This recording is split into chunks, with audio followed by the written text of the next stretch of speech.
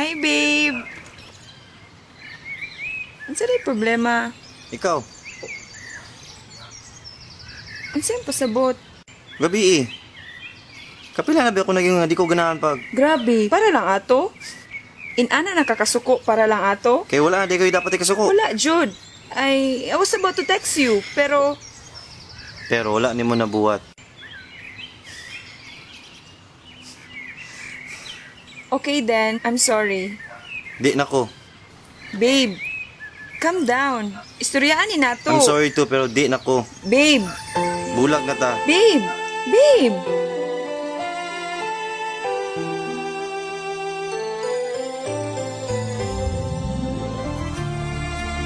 Dear Dr. Gugma, itago na lang ko sa pangalang Rizel ug kini ang akong suliran.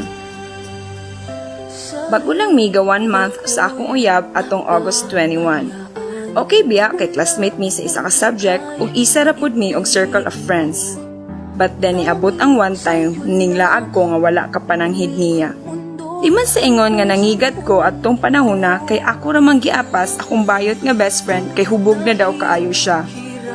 Wala ko nasayod na naadi ay nakakita na ako nga amigo niya, maotong nasakpan ko niya. And the next day, nakigbulag siya. Grabe akong luhod-luhod para lang makigbalik niya. May gani, nakigstorya siya nako ug nagklinaruhay mi until nakigbalik siya. Abi na ako okay na mi. Pero walay adlaw na dili niya balikon ang sala na akong nabuhat. Pirmi na lang mi sigig away kay dudahan ko niya bisan gihimo na nako ang tanan para lang ma-okay mi. Busa nagasulat ako sa imo Dr. Gugma bahin ikaw usa ka bantog na mananambag. Dapat ko ba ni ipadayon ang among relasyon tungod kay gugmaan kayo ko niya? Or dapat ba nako siya buyan sa rason nga di ko niya kaya saligan? Forever martyr, Rizel.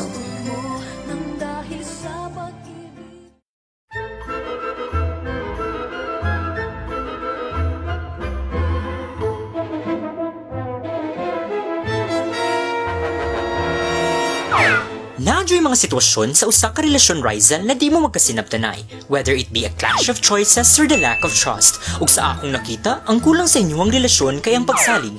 Busa aduna kay duha ka mga butang na pwede ikonsidera. First, you can stay.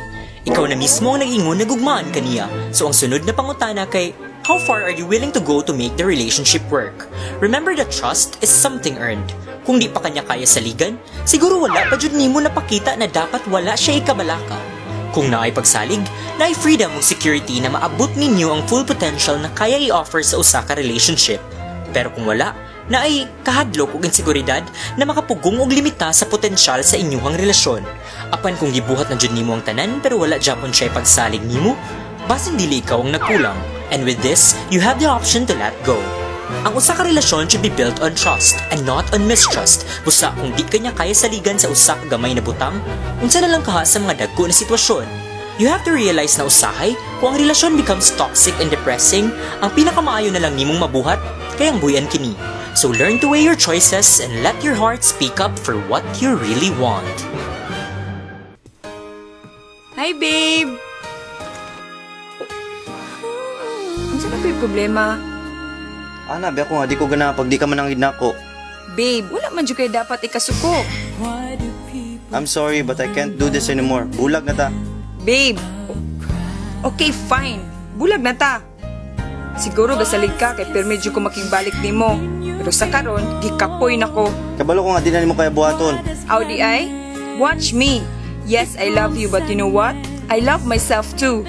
And kung di nimo kaya palagan kung unsay naata, may pa, bulag na ta. Someone's always saying goodbye. I believe it hurts when we cry. Don't we know parting's never so easy? Busa kung aduna kamoy suliran nga nag-uung sa inyong nahunaw galimpatakan labi na sa dughan, isulato gisan kini para pagatambagan nining ampungan sa kasinatian ug hanas na sagkugma og relasyon.